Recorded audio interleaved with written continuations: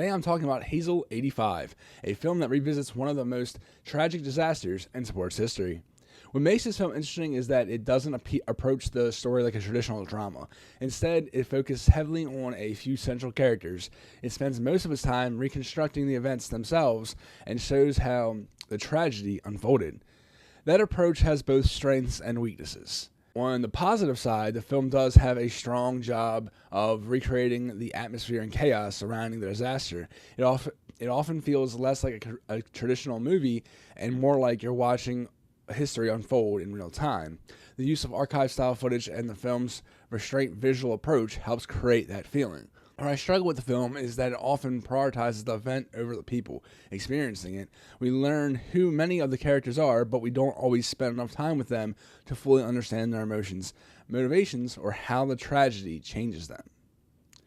Because of that, some scenes feel more information than immersive.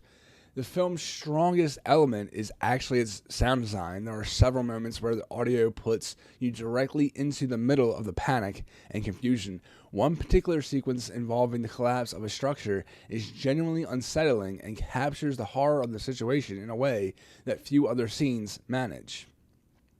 There's also a handful of emotional moments that stand out because they focus less on the event itself and more on the human impact. Whenever the film pauses to examine how people process what they've witnessed, it becomes significantly more engaging.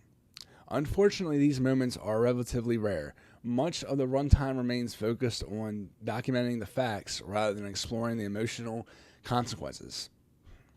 As a result, Heysel 85 works best as a reconstruction of a historical tragedy.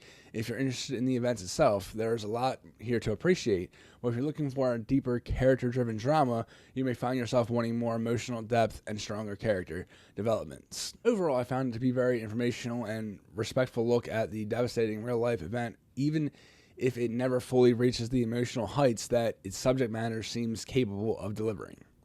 For my full written review, head over to fourtimefilmschool.dropout.com and you can enjoy international cinema, festival coverage, and in-depth film criticism.